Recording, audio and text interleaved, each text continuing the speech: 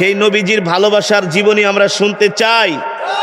সাহাবীরা নবীকে ভালোবাসতে যায়া নিজের শিশুকে এতিম করেছেন। এতিম নবীর ভালোবাসার প্রমাণ দিতে যে কার ভালোবাসা।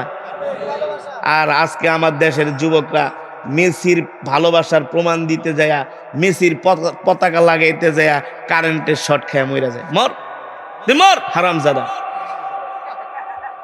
আর্জেন্টিনার পতাকা লাগাইতে যায় শর্ট খেয়ে মরে যায়, গাছেতে পড়ে মরে যায়, তুই মরে যা। ফুটবল খেলা হয় সেই আর্জেন্টিন ব্রাজিল, আর পুলিশ মোতায়েন করে পাবনায়, পুলিশ মোতায়েন করে আমগো ঢাকা শহরে, পুলিশ মোতায়েন করে বিবারিয়া। কারণ দুই গ্রুপে মারামারি লাগে। কি শক্তি! এত পারস আল্লাহর দ্বীনের জন্য জিহাদ কর। নবীকে যারা গালি দেয় ওদের কল্লা ফলায় দে। আসল জায়গায় নাই, আসল জায়গায় নাই, আছে শুধু কোন জায়গায় আকাম কোকাম আছে। ঠিক কিনা বলেন? এই কারণে মুসলমান এই দুনিয়ার জমিনে আল্লাহর নবীকে জীবনের চাইতে ভালোবাসতে হবে। লাকাদ কানা লাকুম ফি রাসূলিল্লাহি উসওয়াতুন হাসানা। আল্লাহর নবীর আদর্শই হলো উত্তম আদর্শ, আল্লাহর নবীর চরিত্রই হলো উত্তম চরিত্র। এই কারণে আমরা এই দুনিয়ার জমিনে যদি শান্তি পাইতে চাই, আমাদের পরিবার, আমাদের রাষ্ট্র, আমাদের সমাজকে যদি শান্তিতে আমরা চালাইতে চাই, আল্লাহর নবীর আদর্শ ছাড়া আমরা কখনো শান্তি পেতে পারবো না। ঠিক কিনা বলেন? আল্লাহর নবীর জন্য নবীর সাহাবীরা কেমন করে পাগল হয়েছেন, ফিদা হয়েছেন, জীবন দিয়েছেন। নবীজির একজন সাহাবী, তার নাম হলো মুসাব ইবনে উমায়ের। নাম কি? যুবক ভালো করে নামটা খেয়াল রাখো। তোমাদের তো একটু টাকা পয়সা হয়ে গেলে, আমাদের তো একটু টাকা পয়সা হয়ে গেলে আমরা ইসলাম মানি না, ঠিক না? ঘরের ভিতরে রাখি কুকুরের ছবি, পারি কুকুর আছে না? একটু টাকা পয়সা হয়ে গেলে ঘরে কুকুর পালে, ঘরের সামনে, বাড়ির সামনে বড় করে একটা বাঘের ছবি দেখা যায়, ঠিক না? সিংহের ছবি, একটু টাকা পয়সা হইলে। কিন্তু মুসাব ইবনে উমায়ের আল্লাহর নবীর একজন সাহাবী, এখনো কালেমা পড়ে মুসলমান হয় নাই। মুসাব ইবনে উমায়ের বাবা মক্কার সম্ভ্রান্ত একজন পরিবারের মানুষ। মুসাব ইবনে উমায়ের, তার বাবা মক্কার একজন বড় ব্যবসায়ী, অর্থের অভাব নাই, সম্পদের অভাব নাই, এক নামে সবাই যাকে চিনে মুসাব ইবনে উমায়েরকে। অর্থের অভাব নাই, আভিজাত্যের অভাব নাই, বিলাসিতার অভাব নাই। মুসাব ইবনে উমায়ের একমাত্র বাবার সন্তান। দামি দামি জামা কাপড় গায়ে দেয়, দামি দামি জুতা পরে, গায়ের জামা এত দামি দেখলেই বোঝা যায় অনেক দামি। পোশাকের দিকে তাকাইলেই আভিজাত্যের ছাপ উঠে যায়, ছাপ চলে আসে। এই লোকটা একটা সম্ভ্রান্ত আভিজাত্য আছে, তার পরিবার, তার পরিজনের মধ্যে অর্থে টাকা পয়সার কোনো অভাব নাই। এমন একজন লোক, তার নাম হলো মুসাব ইবনে উমায়ের, আল্লাহর নবীর সাহাবী। এখনো কালেমা পড়া মুসলমান হয় নাই, এখনো কাফের। কিন্তু আল্লাহর নবী যখন কোরআন পড়ে, মুসাব ইবনে উমায়ের দূর থেকে দাঁড়ায়া দাঁড়ায়া নবীজির তেলাওয়াত শোনে। সুবহানাল্লাহ বলেন। প্রতিদিন আল্লাহর নবীর তেলাওয়াত শোনার জন্য মুসাব ইবনে উমায়ের বাইতুল্লাহ চলে যায়। হঠাৎ করে আল্লাহর নবীর চোখ পড়ে মুসাব ইবনে উমায়ের দিকে। নবীজি ডাক দেয়, তাল তাল, ইয়া মুসাব, আসো এদিকে আসো, ইজলিস, বসো আমার কাছে। আমি তো তোমাকে চিনি, তুমি তো মক্কার সম্ভ্রান্ত পরিবারের অমুকের সন্তান। বলে, হ্যাঁ ঠিকই বলছেন। তো তুমি প্রতিদিন আমার তেলাওয়াত শুনতে আসো, কারণ কি? মুসাব ইবনে উমায়ের বলে, ওগো আল্লাহর নবী, আপনার কোরআন তেলাওয়াত শুনলে আমি নিজে শান্তি পাই। টাকা পয়সা অর্থবিত্তের মধ্যে শান্তি পাই না, আপনার তেলাওয়াত শুনলে শান্তি পাই। একদিন, দুই দিন, তিন দিন এভাবে করে মুসাব ইবনে উমায়ের আল্লাহর নবীর জবানে কোরআন তেলাওয়াত শুনি। একদিন, দুই দিন তেলাওয়াত শোনার পরে মুসাব ইবনে উমায়ের আল্লাহর নবীর কাছে আসি। ভারাক্রান্ত হৃদয়, মনটা খুবই খারাপ। আল্লাহর নবী ডাক দিয়া বলে, লিমা তাবকি ইয়া মুসাব ইবনে উমায়ের, তুমি কান্না করো কেন? তোমার মন খারাপ কেন? মুসাব ইবনে উমায়ের বলে, গো আল্লাহর নবী, দূর থেকে দাঁড়ায়া দাঁড়ায়া আপনার কোরআন তেলাওয়াত শুনি, দিলের মধ্যে শান্তি লাগে না পরিপূর্ণভাবে। আল্লাহ নবী বলে, কি চাও, কি করলে তোমার শান্তি লাগবে? মুসাব ইবনে উমাইর বলো, গো আল্লাহর নবী, দূর থেকে না সিদ্ধান্ত নিয়েছি আপনার কাছে বসে বসে কোরআন শুনবো, কোরআন তেলাওয়াত করব, কিন্তু আমি তো এখনো ঈমান আমি নাই, আমি তো এখনো অমুসলিম। আল্লাহর নবী বলল, সাহাবী মুসাব ইবনে উমাইর, আমি তোমাকে আমার সাহাবী বানাইতে চাই, আর তোমার প্রতি নির্দেশ হলো তুমি এখনই কালেমা পড়ে মুসলমান হয়ে যাও। এখনই কালেমা পড়ে, চিন্তা করা যায়? এটা কি সোজা কথা? চারটিখানি কথা? কালেমা পড়ে মুসলমান হওয়া মানে তার পরিবার পরিজন আত্মীয় স্বজন সবকিছু থেকে বিচ্ছিন্ন হয়ে যাওয়া, ঠিক না? গত 3 দিন আগে পাবনার চাটমোহরে একটা হিন্দু যুবক, ওর নাম হলো শ্রী সুজিত কুমার বিপুল। শ্রী সুজিত কুমার, পাবনা চাটমোহরের ছেলেটার বাড়ি। বলে, হুজুর আমি আপনার অনেক ভক্ত, আমি আপনার কোরআন তেলাওয়াত শুনি, কিন্তু আমি কিন্তু হুজুর হিন্দু, আমি হিন্দু থেকে আমি কালেমা পড়ে মুসলমান হয়েছি। আল্লাহু আকবার। আমার সাথে দেখা করার জন্য আসছে, তা আমি হাদিয়া দিলাম, আমার পাশে বসছে, অনেকক্ষণ আমি গল্প করলাম। হিন্দু থেকে মুসলমান হওয়া মানে কি জান্নাত? কি হারে গরু খাওয়া মুসলমানের যুবকেরা, মুসলমানের সন্তানেরা, তোদেরকে কোরআনের মজমায় পাওয়া যায় না, কিন্তু হিন্দু যুবক ঠিকই কালেমা পড়ে মুসলমান। শ্রী সৃজিত কুমার বিপুল। পাশে একজন লোক বলে, হুজুর শুধু মুসলমানই হয় নাই, সে মাঝে মাঝে নামাজও পড়ায়। কি পড়ায়? আমি জিজ্ঞেস করলাম, ভাই তুমি কালেমা পড়া মুসলমান হইলা, কি অবস্থায় আছো? হুজুর অনেক কষ্টে আছি, জানেন তো জন্মদাতা মা বাবা যাই হোক, তারা তো আমার মা, তারা তো আমার বাবা, তাদের জন্য আমার কষ্ট হয়। কিভাবে বেঁচে আছো ভাই, কিভাবে চলো? বলে, হুজুর শুধু আমি একাই কালেমা পড়ে মুসলমান হই নাই, আমার স্ত্রীকেও মুসলমান বানাইছি। আর জোরে বলেন সুবহানাল্লাহ। ভাই তুমি যে কালেমা পড়ে মুসলমান হয়ে গেলা, তোমার জীবনের উপরে কোনো আঘাত আসে নাই? বলে, হুজুর আঘাত মানি কালেমা পড়ে মুসলমান হওয়ার কারণে এমনও হয়েছে অনেক দিন পর্যন্ত ঠিকমতো খাওয়া দাওয়া করতে পারি নাই, এত অর্থের অভাবে ছিলাম, কষ্টে ছিলাম। এত সুন্দর করে হাসি দিয়া বলে, হুজুর আলহামদুলিল্লাহ, তাও অনেক ভালো আছি। আল্লাহু আকবার। এ যুবক, কালেমা পড়ে অন্য ধর্ম থেকে মুসলমান হওয়া সোজা কথা না।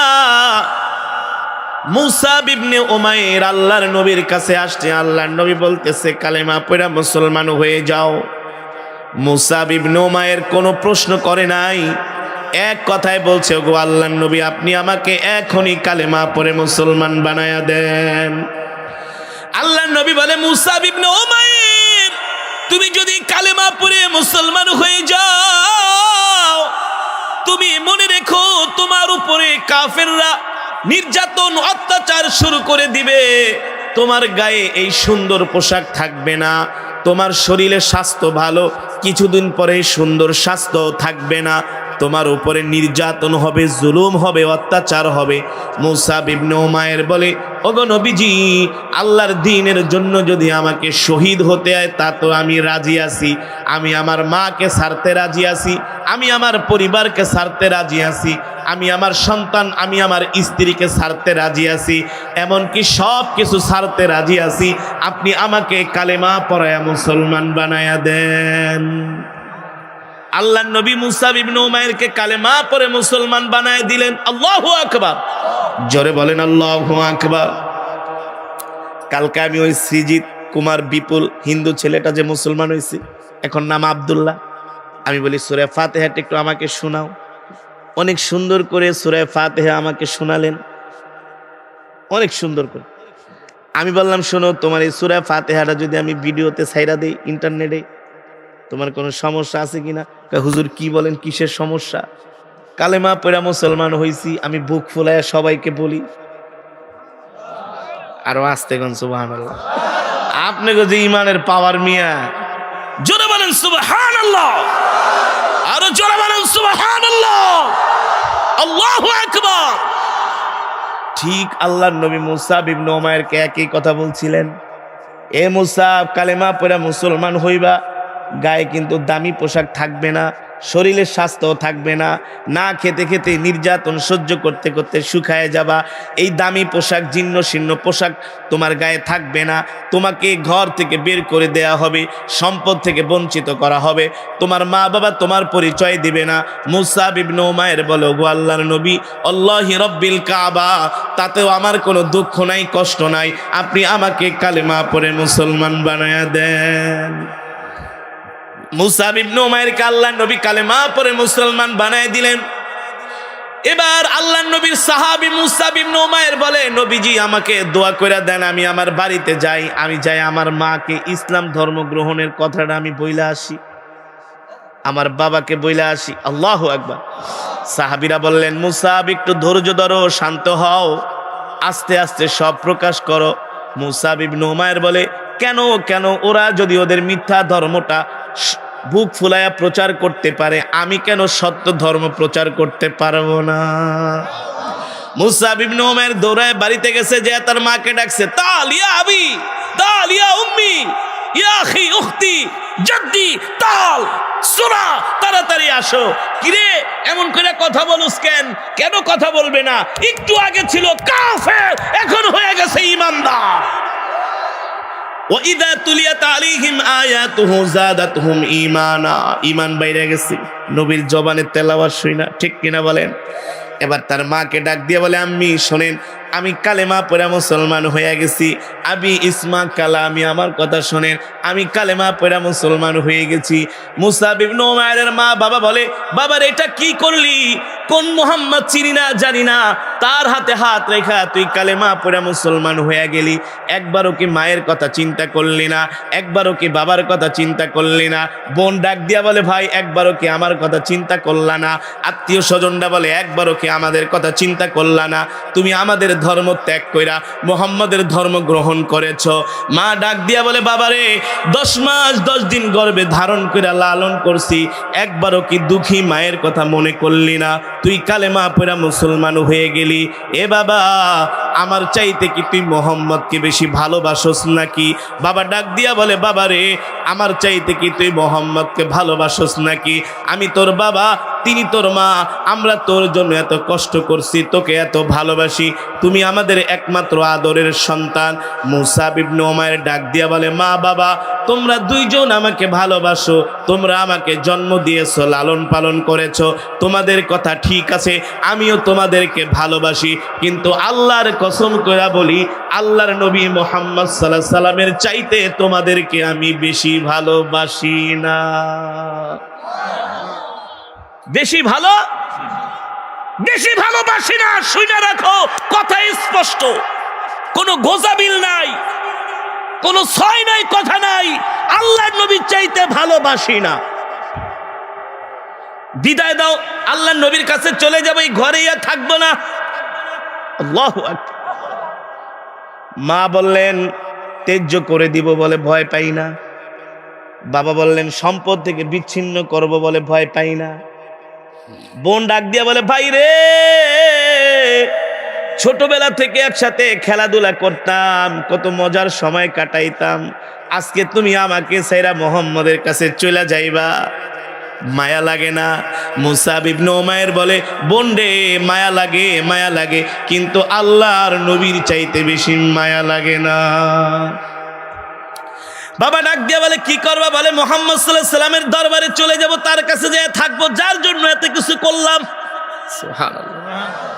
এই কথা শোনার পরে মুসা ইবনে উমাইরের বাবা বলে, বুঝছি তোমাকে আর এইভাবে ঘরে রাখা যাবে না, তুমি সুযোগ পাইলে মুহাম্মদের কাছে চলে যাইবা। কি করা যায়? বড় দুইটা শিকল আনলেন, আইনা মুসাব ইবনে উমাইরের 2 হাত বাঁধলেন আর 2 পা বাঁধলেন, 2 হাত 2 পায়ের মধ্যে শিকল দিয়া তালা মেরে ঘরের খুঁটির সাথে আটকায় দিলেন। এখন আর মুসাব ইবনে উমাইরকে ঘর থেকে বের হতে দেয় না। এইদিকে আল্লাহর নবী সাহাবীর জন্য পেরেশান, আমার সাহাবী মুসাব আমার কাছে আসে না। একদিন 2 দিন 3 দিন না, মাসের পর মাস, মাসের পর মাস, এভাবে বছরের পর বছর মুসাব ইবনে উমাইরকে তার মামা, তার মা, তার বাবা ঘরের মধ্যে শিকল দিয়ে আটকায় রাখছে। সুন্দর ছেলেটা না খেতে খেতে শুকায় গেছে। আহারে, একদিন মা দূর থেকে তাকায় দেখি তার সন্তান খুঁটির সাথে হেলান দিয়া ঘুমাইতেছে। কত সুন্দর চেহারা, কত সুন্দর স্বাস্থ্য, সব নষ্ট হয়ে গেছে। কারণ মানুষ যতই ভালো থাকুক, ভালো খাক না কেন, তাকে যদি শিকল দিয়ে আটকায় রাখা হয়, ঘরের মধ্যে বন্দি কইরা রাখা হয়, তাহলে ওই মানুষটা কখনো শান্তিতে থাকতে পারে না। ঠিক কিনা বলেন? মুসাব ইবনে উমাইর খুঁটির সাথে হেলান দিয়া ঘুমাইতেছে, তার মা দূর থেকে দেখতেছে ছেলের এই অবস্থা। মা কাছে আইসা সন্তানকে ডাক দিছে, বাবারে আমার দিকে তাকা, আমি তোর এই দুঃখ কষ্ট সহ্য করতে পারি না। আমি যদি তোর হাতের বাঁধনটা খুইলা দিই, শিকলটা যদি খুইলা দিই, তুই কি ঘরে থাকবে কিনা? মুসাব ইবনে উমাইর বলে, মা আমি তোমার সাথে মিথ্যা কথা বলবো না। তুমি আমার পায়ের মধ্যে, হাতের মধ্যে যে শিকল দিয়ে আমাকে তালা মেরে রেখেছ, তুমি যদি আমার তালা খুইলা দাও, আমি 1 মুহূর্ত দেরি করব না, আমি আল্লাহর নবীর কাছে চলে যাব। মা বলতেছে, আমার জন্য কি মায়া লাগে না? বলে মায়া লাগে, কিন্তু নবীর চাইতে মায়া লাগে না। ওই যে রাসূলের হাদিস, আল্লাহি লা ইউমিনু আহাদুকুম হাত্তা আকুনা আহাব্বা ইলাইহি মিন ওয়ালিদিহি ওয়া ওয়ালাদিহি ওয়ান নাসি আজমাইন। তোমরা ততক্ষণ পর্যন্ত মুমিন হতে পারবা না যতক্ষণ পর্যন্ত তোমার মা বাবা, সন্তান সন্ততি, অর্থাৎ সব কিছুর চাইতে আমি নবীকে ভালোবাসতে না পারবা, ততক্ষণ পর্যন্ত তোমরা মুমিন হতে পারবা না। ঠিক কিনা বলি? মুসাব ইবনে উমাইরের মা বলল, ঠিক আছে বাবা, বাঁধনটা খুইলা দেই, বাঁধনটা খুইলা দেই, কিন্তু জন্মদাত্রী মাকে ভুইলা যাইস না। মুসাব ইবনে উমাইর বলে, মা তোমাকে কোনোদিন ভুলবো না, শুধু বাঁধনটা খুইলা দাও। আল্লাহর নবীকে দেখার জন্য কলিজাটা ছটফট করতেছে। মুসাব ইবনে উমাইরের মা শিকলটা খুইলা দিলেন। মুসাব ইবনে উমাইর তার মার কাছ থেকে বিদায় নিয়া, জীর্ণ শীর্ণ গায়ের মধ্যে একেবারে পুরান পোশাক নিয়ে, শুকায় কাঠ হয়ে গেছে, আস্তে আস্তে করে আল্লাহর নবীর বাড়ির দিকে রওনা শুরু করলেন। নবীজি মুসাব ইবনে উমাইরকে দেখা নবীজি কান্না কইরা দিলেন আর বললেন, এ মুসাব, তোমার এই অবস্থা কেন? সাহাবী বলো, নবীজি আপনি না বলছিলেন কালেমা গ্রহণ করলে নির্যাতন সইতে হবে? আমি বাড়িতে যাওয়ার পরে আমার মা, আমার বাবা শিকল দিয়ে আমাকে ঘরের মধ্যে আটকায় রাখছে, আমাকে ঘর থেকে বের হতে দেয় নাই। দিনের পর দিন, রাতের পর রাত আমার ওপর নির্যাতন, ঠিক মতো খাওয়া দাওয়া আমাকে দেয় নাই। দেখেন আমি শুকায়া কাঠ হয়ে গেছি, কিন্তু নবীজি আমার যত কষ্ট হোক না কেন, যতই কষ্ট হোক না কেন, আমি আপনাকে, আল্লাহকে আমি আমার জীবনের চাইতে বেশি ভালোবেসে ফেলেছি। আল্লাহু আকবার।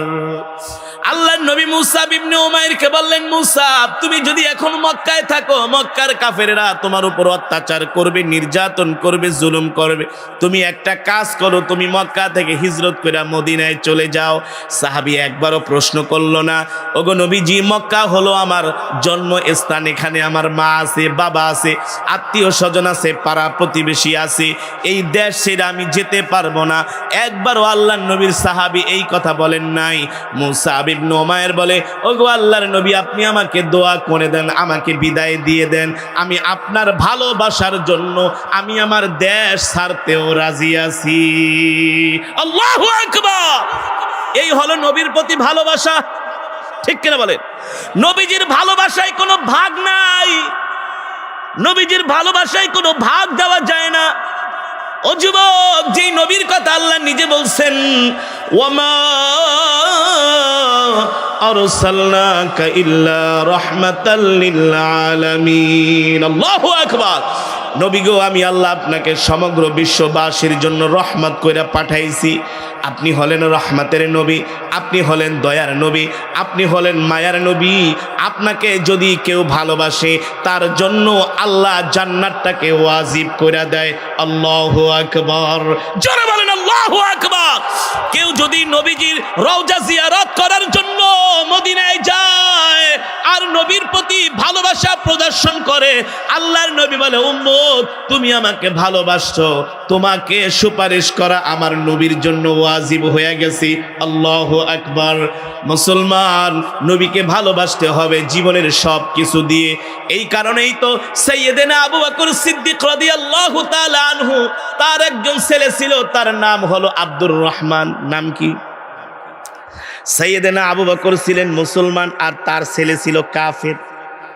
তার ছেলে কি ছিল? কাফের। ইসলামের ইতিহাসে সর্বপ্রথম একটা যুদ্ধ হয়েছে, সেই যুদ্ধের নাম হলো বদরের যুদ্ধ। নাম শুনছেন? কোন যুদ্ধ? সেই বদরের যুদ্ধে সাইয়েদেনা আবু বকর আল্লাহর নবীর পক্ষে আর তার সন্তান আব্দুর রহমান হলো আবু জেহেলের পক্ষে। দুইজন দুই পক্ষ হয়ে যুদ্ধে গেছে বদরের যুদ্ধে। সাইয়েদেনা আবু বকর আল্লাহর নবীর পক্ষে আর তার সন্তান আব্দুর রহমান আবু জেহেলের পক্ষে। বদরের প্রান্তরে যুদ্ধ শুরু হয়ে গেছে। যুদ্ধ সন্তান দেখে আবু বকর সিদ্দিক সন্তানের সামনে দিয়া যাইতেছে। আব্দুর রহমান তরবারিটা খাপ থেকে বের কইরা আবু বকর সিদ্দিকের গলার উপরে একটা আঘাত করলে কিন্তু কল্লা পড়ে যায়। আব্দুর রহমান বলে, আমি একবার দুইবার তিনবার আমি তরবারি বের কইরা বাবার গলার মধ্যে কোপ দিব, আঘাত করব। যখন আমি দেখি বাবা আমার সামনে দিয়ে হেঁটে যায়, আমি আমার মুখের মধ্যে কালো কাপড় পেঁচানো, বাবা আমাকে চিনতে পারে না, আমি কিন্তু ঠিক এই বাবাকে। তরবারি বের কইরা বাবার গলার মধ্যে আমি আঘাত করব। তরবারি গলায় আঘাত করতে যাই, আবার আমি ব্যাকে ফিরে আসি, কারণ সে তো আমার বাবা, সে তো আমাকে জন্ম দিছে। কেমন করে আমি বাবার গায়ে তরবারি দিয়ে আঘাত করি? আব্দুর রহমান বলে, একবার দুইবার না তিনবার আমি সুযোগ পাইছিলাম, আমার আয়ত্তের মধ্যে চলে আসছিল। আমি যদি বাবার কল্লাটা ফালায় দিতাম, আবু জেহেল আমাকে বড় একটা পুরস্কার দিত, যে তুই সন্তান হইয়া বাবার কল্লা ফালাইছিস, তার মানে তুই আমাদেরকে অনেক ভালোবাসিস, তুই সবচেয়ে বড় বীর। ঠিক কিনা বলেন? আব্দুর রহমান বলে, একবার দুইবার তিনবার আমি সুযোগ পাইছি, তরবারি খাপ থেকে খুলে আমার বাবার গলার মধ্যে আঘাত করব, তরবারি নিয়েও গেছি। যখন আঘাত করব মায়া লাগে গেছে, বাবা তো জন্ম দিছে, বাবার গায়ে কিভাবে হাত দেই? জাহেলিয়াতের যুগেও বাবার গায়ে সন্তান হাত দেয় নাই। বর্তমানে এমন যুগ আইসা পড়ছে, সন্তান বাবার গায়ে হাত দেয়। তোমার ভালোবাসা হবে তোমার নবীর জন্য। আর যদি তুমি তোমার নবীকে তোমার জীবনের চাইতে, সবকিছুর চাইতে ভালোবাসতে না পারো, তুমি জান্নাতেও যাইতে পারবা না, মুমিন হতেও পারবা না, তুমি যাবা জাহান্নামে। জাহান্নাম, ঠিক না? আর আমার নবীর সুপারিশ ছাড়া কেউ জান্নাতে যেতে পারবে? কেউ পারবে না। আল্লাহ তাআলা নবীকে ডাক দিয়া বলে, হাবিব, আমি যেই দিন হাসরের মাঠ কায়েম করব, আপনি আর আমি আর কেউ না, আপনি আর কেউ না, তৃতীয় পার্সন থাকবে না, শুধু আপনি আর আমি থাকবো হাসরের মাঠ। সুবহানাল্লাহ। ওই নবীকে ভালো না বাইসা উপায় আছে? উপায় আছে? সেই নবীজির ভালোবাসার জীবনী আমরা শুনতে চাই। সাহাবীরা নবীকে ভালোবাসতে যায় নিজের শিশুকে এতিম করেছেন। এতিম। নবীর ভালোবাসার প্রমাণ দিতে যে, কার ভালোবাসা? আর আজকে আমার দেশের যুবকরা মেসির ভালোবাসার প্রমাণ দিতে যায়, মেসির পতাকা লাগাইতে যায়, কারেন্টের শর্ট খেয়ে মরে যায়। মর মর হারামজাদা। আর্জেন্টিনার পতাকা লাগাইতে যায়, শর্ট খেয়ে মরে যায়, গাছেতে পড়ে মরে যায়, তুই মরে যা। ফুটবল খেলা হয় সেই আর্জেন্টিন ব্রাজিল, আর পুলিশ মোতায়েন করে পাবনায়, পুলিশ মোতায়েন করে আমগো ঢাকা শহরে, পুলিশ মোতায়েন করে বিবারিয়া, কারণ দুই গ্রুপে মারামারি লাগে। কি শক্তি! এত পারস আল্লাহর দ্বীনের জন্য জিহাদ কর। নবীকে যারা গালি দেয় ওদের কল্লা ফলায় দে। আসল জায়গায় নাই, আসল জায়গায় নাই, আছে শুধু কোন জায়গায় আকাম কোকাম আছে। ঠিক কিনা বলেন? কিন্তু মুসলমান